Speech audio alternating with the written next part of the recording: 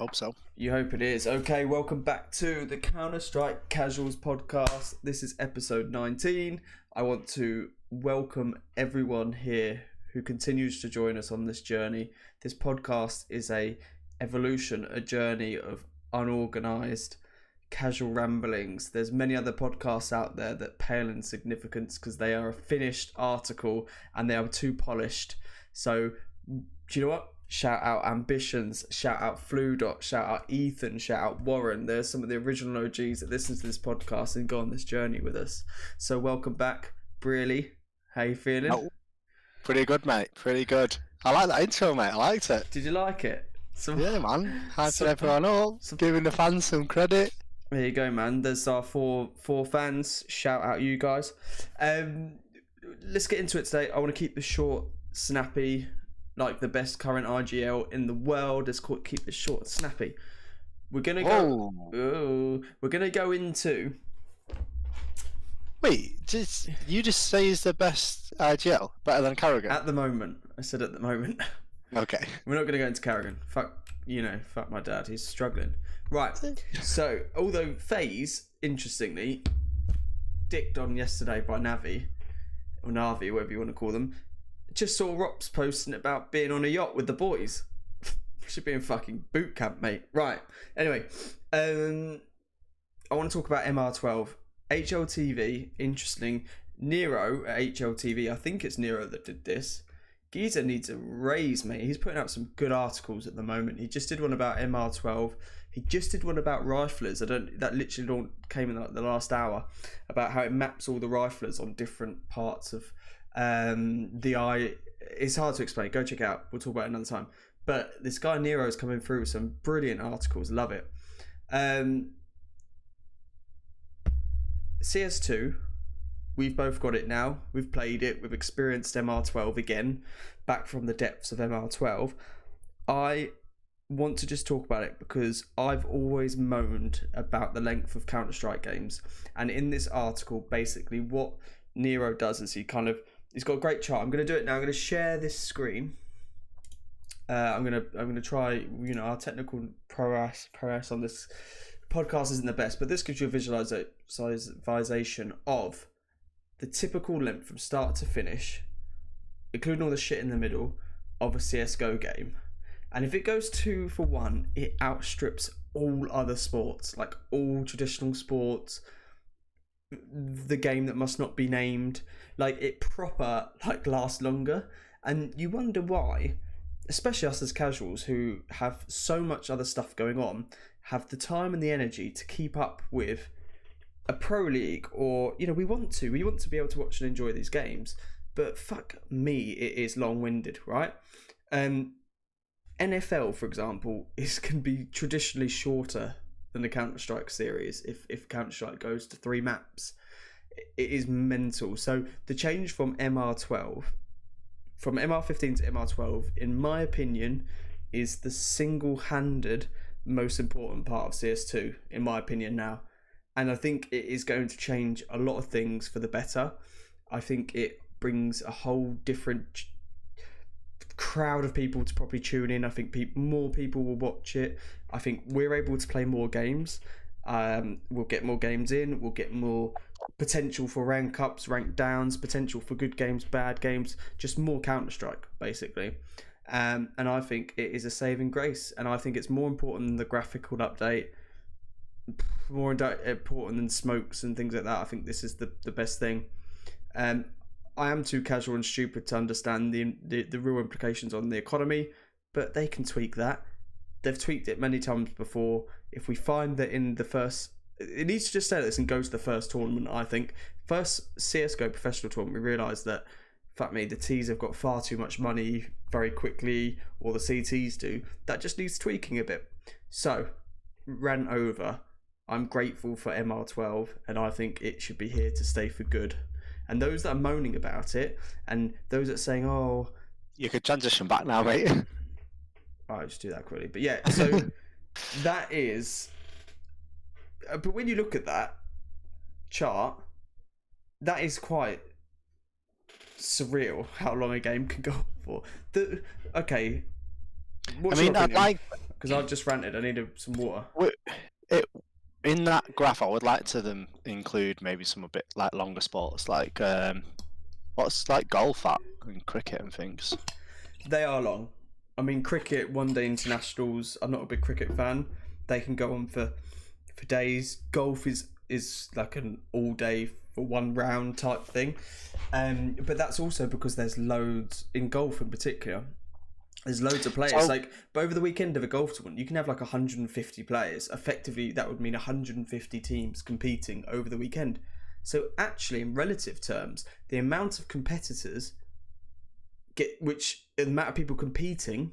Imagine we're not talking about how many people compete, because then you're not comparing. Yeah, but golf is how many Counter-Strike players are playing compared to NFL. That's not how it works, though, is it? Football. Because that's not how it works. Because golf is a single sport, like tennis or whatever, where you're going. Right. We need to establish what we're talking about. Are we talking about the pro scene here? Or are we talking about playing it yourself? Both. I want to play more Counter-Strike and I want to be able to watch more Counter-Strike, both of which are achieved. Well, let's just say we're going as viewers, yeah, because we don't play any of those other sports, American football and whatever else was on the I've list. got time for it when MR12 comes in, so I might do. I'm kind of on the fence a little bit more towards MR16. We used to have MR12 and we changed to 16. 15. All it means now is every round is more significant. It means a lot more. We're going to get teams saving more. They're going to take less risks. They're going to be a bit more careful about their buys. We're going to see less half buys, more ecos. If people win, but if you've got less rounds and less chance to make impact, you save less. Yeah, but the economy's fucked. They know that if they risk something, that round means a lot more than it used to in MR15. So every round now is way more significant. If you win pistol rounds and you win the next round, is the game over? And yeah, I understand. Yeah, it's longer and it's long-winded and it's difficult to watch. I get all that, but yes, are you going to sacrifice the time of a game over maybe the worst team getting through? Is what I'm saying. There's no way the worst team. I don't buy that argument.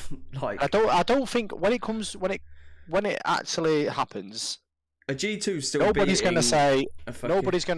Oh well, so and so shouldn't have gone through. But we are going to see more random results. You can't argue with that. Like, it is going to happen occasionally. Yeah, but that happens now occasionally, and also I think. But it's going to happen more often. Okay, is that a bad thing? Yeah, I want to see the best teams compete, and I agree with you. I think the games are too long, and sometimes I am watching it. This is why I'm kind of on the fence, because I do think it's better for us. We get more games in, and if we're stuck in a shit game, yeah, it's over quicker. But for the pro scene, I don't think the length matters too much, because if it goes to the 3 maps, it's a close game, but you want to see who the better team is. So, I want a team going through and thinking, maybe they shouldn't have made it. Okay, in my opinion, if that is how teams are going to be, and that's what we're going to say, then those teams don't deserve to win or go through. Get better. I can't see a G2 losing to a, I don't know, who are we talking about here? Spirit Apex. Or Apex, yeah. And then we go, it's MR12. It's like, no, fucking Munacy didn't turn up. Nico was a bit off. Whatever it is. And I think the teams that are going to cause the upsets will deserve it if they're going to utilise better economy and work with the new system. You've got to adapt and move on. It's the best way to bring the... Okay, you asked me today what was the longest CS:GO game, which I didn't find out what the actual record is, to be fair. But the Ents phase game at Dallas was a great example where it was. That was like one of the greatest games in CS:GO history. Like everyone loved that game. Yes, but that wasn't because of MR12 or MR15. Because That's it because was it so was so close, closely matched. and no one won. Or have you? Yeah, but have you seen someone post the results? Like it would have been over in. It would have been over in regular time. No. Okay, I haven't seen that, but just with my own thinking hat on, that is in the context of it being MR15. They were playing that game because they knew they had that amount of rounds. Why it went on so long is because you couldn't separate the quality between the two teams, and the overtime kept going. Well, overtime can keep going in an MR12. So if it's still equal at, the rounds, do you get what I'm saying? You can look at any you can look at any game and go, it could have been over at MR2. Yeah, that's not how it works. At MR12, if FaZe and Ents play each other again, I think they approach rounds different. Oh, we'll do this, and then you might still get a really close game that goes on for ages. Do you think it's gonna be more boring though? No. Why do you think Valve have done this? Because they want Just to shorten the games. I think they recognise that of all the sports in the world, Counter-Strike is quite a long one. And I don't think it should. And they want more people watching. They want better production value from the people putting these. If you watch a pro league at the moment, the casters or the talent, whatever you want to call them, they're doing really well because they've got such gaps to fill, and they're casting these things, streaming these things for so long all day. By the end of it, they must be so fucking ready to just sit in a dark room. Yeah, they do have breaks though, don't they? Yeah, I know, but it's still a long ass day, and I just think if you just shorten it, it doesn't need to be 3.5 hours. Yeah, so let's say Counter-Strike shorten it, right? So then on that graph that you showed earlier, NFL is the next highest. Are the NFL gonna sit around and say, right, guys, should we shorten this because we've got the longest games going? No, but NFL is a completely different beast that makes we could buy Counter-Strike and just shit on that graph. Because the idea is we're trying to get more people to watch. NFL would probably get watched if they made it twice as long. CSGO wouldn't if you made it twice as long because it would be very boring. Comparing it more to a Valorant or a Rainbow Six game, which I don't know how long they've gone. How long was a Valorant best of 3? Best of 3 is 2 hours 51, so it's about 40 minutes less. Okay. No, I do think it's good for a viewer. If it went 2 for 1, and you watch 2 hours 45 of Counter-Strike, you're not going to come out and go, oh, I wish I'd saw an extra 45 minutes of you. By the end of that, you're probably ready for something else, or to watch another game or a different game. I think it might just my personal preference is that if I'm watching nearly 3 hours of anything, I'm ready for a change after, no matter how good it is. Okay, whether it's adult stuff or not. All right, after 3 hours, I'm probably ready for a break. So, I just think it's a good change. Also, interestingly, as a real life experience, I played CSGO yesterday with a friend who was trying to get a rank. Big up Ambi, and we were getting dicked, absolutely dicked. So that would have been over quicker, of course. But also, in one round, one of our guys was it was 1v3, and I was like, oh, you might as well save it. We were losing, but not as dramatically at that point. But he just fucking rushed in there, and I know that's just matchmaking or face it, whatever. But I also think it will make the amateurs or the casuals like us think more of rounds because we've got less rounds to play with. So in that environment, he probably would have saved or thought about it more. Maybe not some random, I don't know, European geezer was just probably fuck you, I'm just rushing in. But he might have thought, actually, we've only got 5 more rounds to turn this round, and whereas in that situation, I think it was round 8 or something, and he was probably oh, whatever, I don't care, we've got ages to go, let's just run in there. So I actually think you'll see a change in the way we play as well. I think it depends on the level you're playing at. I think maybe slightly higher level than us, they probably save a lot more. I mean, we've moaned about this for a while now. At our level, which isn't great, they don't really save. Not many guys save often. No, they never do. if it's like a 1v4 or 1v5 and we say save, then they might do. But even then, you never know. Yeah, it's a bit mad actually how little we do save, because it can actually help a lot more. Yeah, 100%. Yeah, we've spoke about our gripes in the casual games, but that is one of them, definitely. Well, I just feel like that the MR12 thing, there's a lot of people whining about it. I mean, to be honest, most people like the idea that I've seen. I've seen more people, or maybe it's the narrative I'm getting from some podcasts and stuff, where people are against the change. I'm the opposite in general life anyway. I do like a change up, so maybe that is just the nature of who I am. But I think this is a great change. Of all the CS2 things, It's your ADHD, mate. maybe. I've been playing more CS2 as well this week, and the nades still feel a bit weird how they're thrown. They still feel like you're throwing a rock. And after this, we're going to play, and I'm going to make you really focus in on how if you throw like an HE, it doesn't quite fizz off like CSGO. But again, yeah, I'll adapt to it. I'm just aiming a bit higher, so it feels like I'm going further. It's just like whatever, get on with it.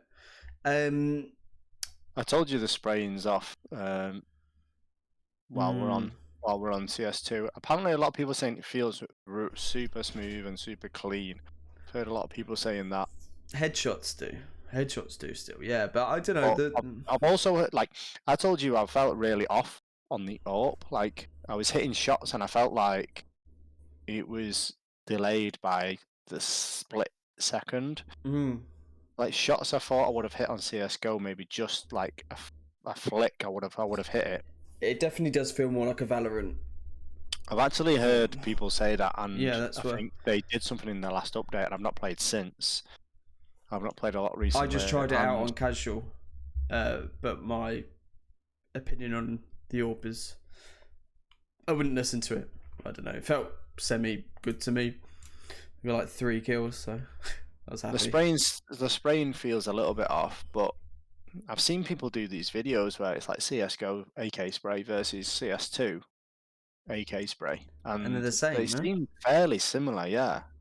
But what's the distance they're using it at, and who knows?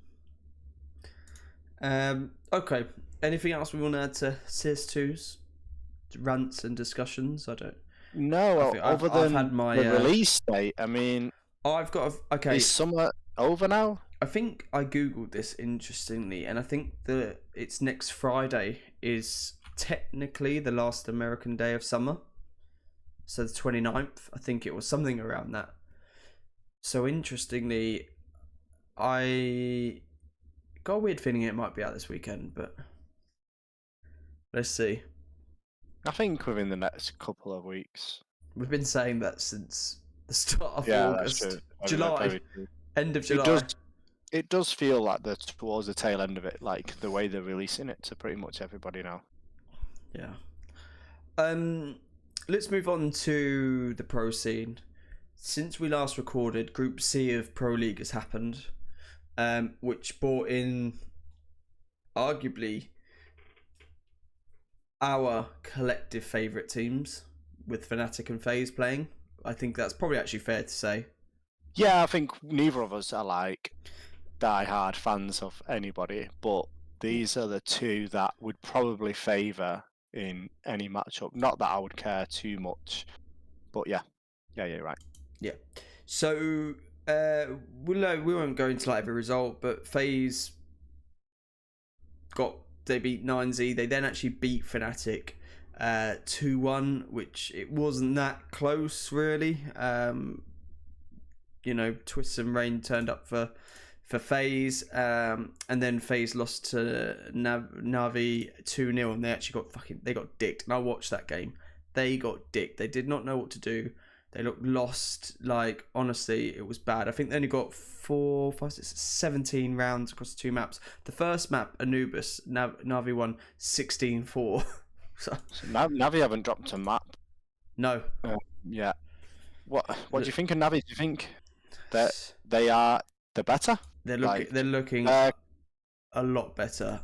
Yeah, I mean, They do. I mean, they've not really played anyone other than FaZe. I mean, FaZe are great, but they're not playing great. No, they're not playing great. They're out of form, to be fair. They're the worst I've seen them in a long while. And they beat Apex as well, who, Apex or Apex. So, are you giving Navi any credit for beating Apex, Cyclone, and FaZe? I'm giving them some credit for beating FaZe, but we'll see. Okay. We'll see. They had to beat them, and they beat them comfortably. It wasn't that close. I thought Navi would win, but I thought it'd be closer.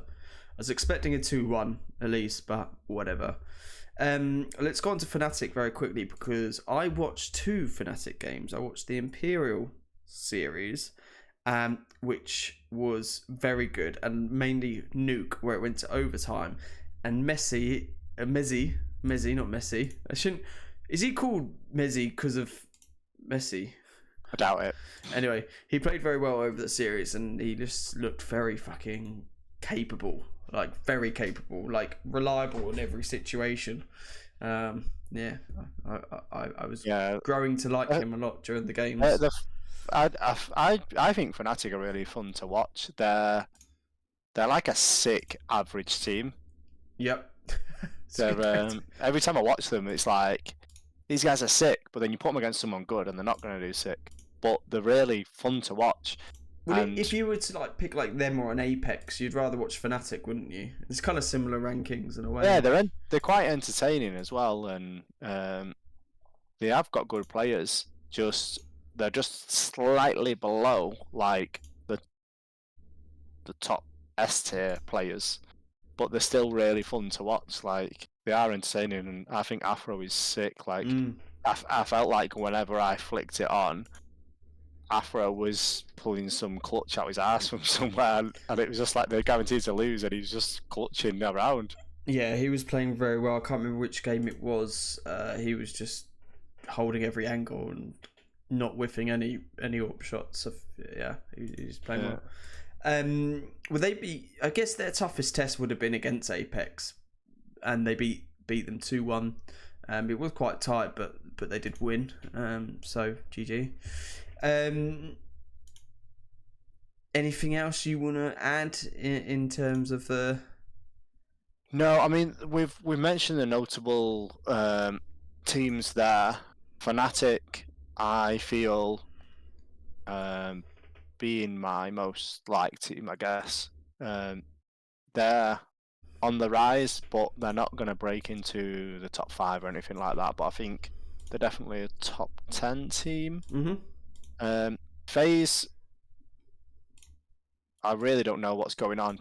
FaZe, if I think about it, have on paper a top 5 team, but they would be maybe just in the top 10 in terms of performance.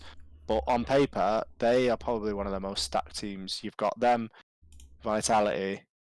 I wouldn't put Ents on that category if we're talking just on paper. Ents wouldn't make that top 5, but then you've got teams like Cloud9.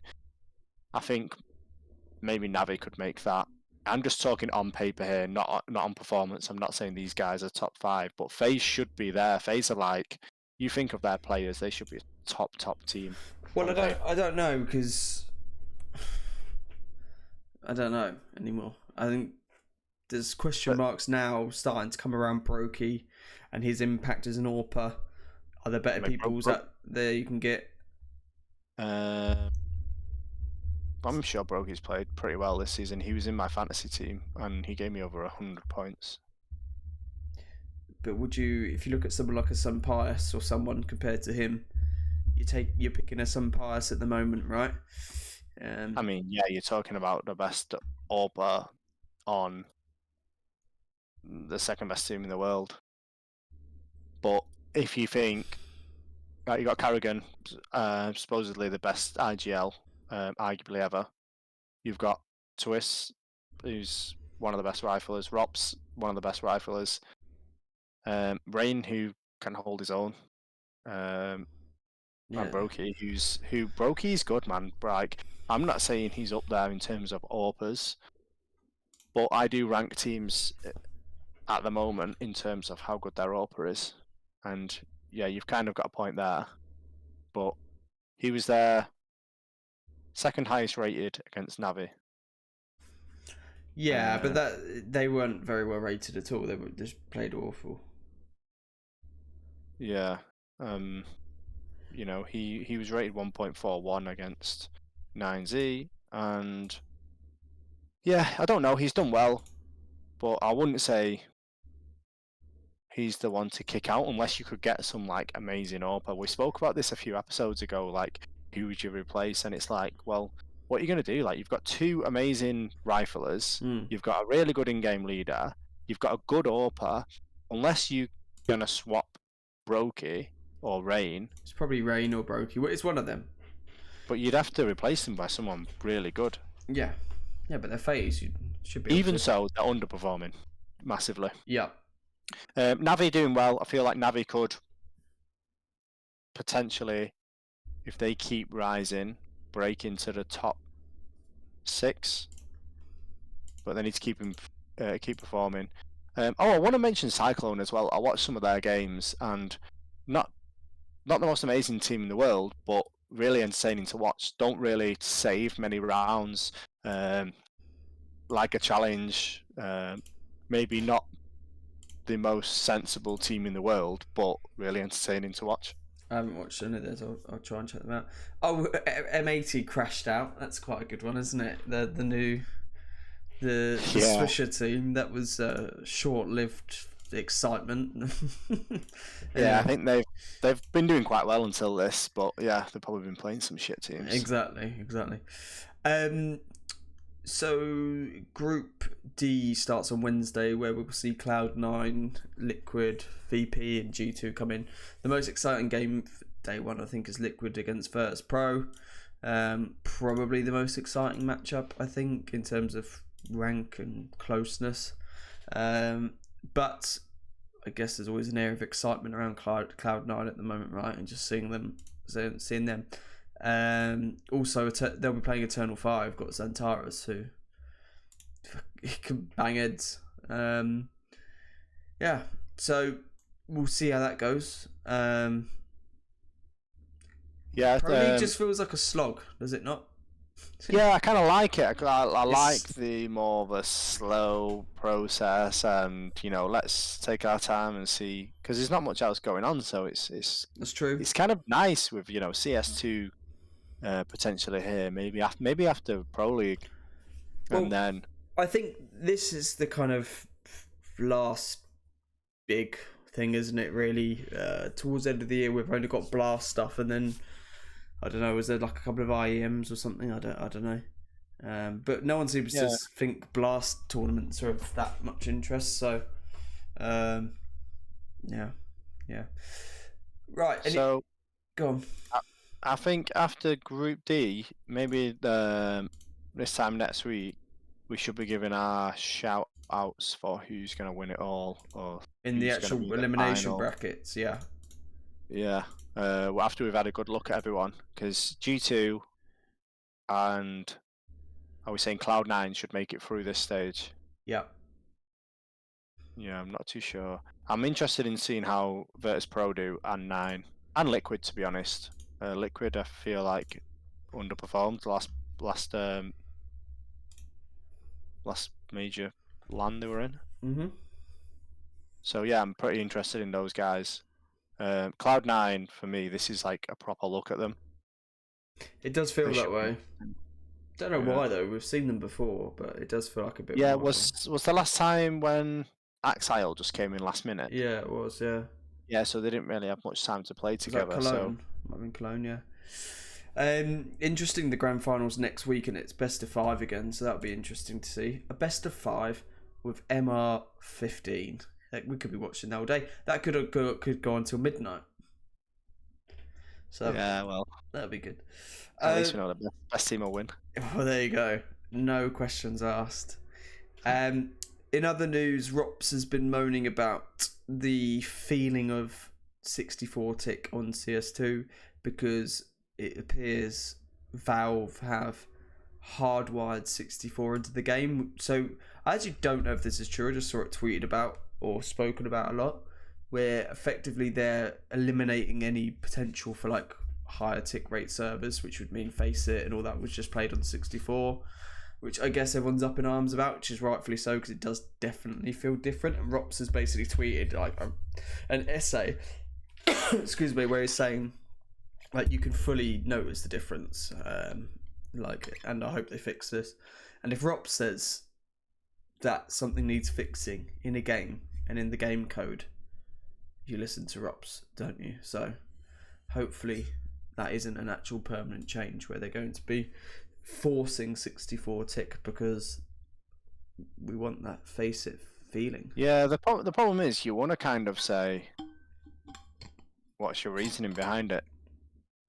Yeah. And then, you might be like, okay, that makes sense, because let's not get it twisted. They make good games, and I feel like they do make the right decisions, and they do things for the right reasons. It's nothing ever impulse, or it's never just, oh, the community wants this, so let's do it. They take the time and they do things, for a reason, and they do it right. So I don't know, there must be reasoning behind it. I think you're drinking that Valve Kool-Aid, bro. I think that they need to let Face It do 128 tick servers. Fuck it, let them do 400 tick. I don't even know if you can do that. Do you feel a massive difference, or do you notice? I definitely notice, like, if you dink ahead, or like a USP. USP is where I feel it the most. USP Face It headshot compared to non-Face It headshot, I definitely feel the difference, yeah. And it does just feel like it connects a lot better. They should say, okay, guys, here you go. Here's a 128 tick server, and just put them on, and be like, if you notice, if all you pro guys notice which server's 128 tick, then okay, we'll do it. That's it. Yeah, put your money where your mouth is. It's a shoot off. All right. Well, listen, let's wrap this up. Let's look forward to Pro League. We've done our fantasy teams. We've both got who have we got in our fantasy team? Let's quickly have a look. You got Shiro. I've got Shiro, Monasy, Shiro, Monasy, JT, you love Monasy, Huxley, and fuck, who else was it? Oh, you've got Naf. Of course, you got the best rifler of all time. All right, I got Nico, Shiro, Yakinda, Major, and Emiliakak. And you love Yakinda. I do love Yakinda. I got Yakinda in there. Yeah. But I put Nico as well because Nico's like the most expensive player, no? Yeah, he is. Yeah. Let's win. Let's win. All right. Well, good luck at Pro League. We're gonna go play some CS2, and I'm going to get you to keep an eye on your nades so you can feel like it's basically not feeling right. GG. We will see you next week. Yes, adios.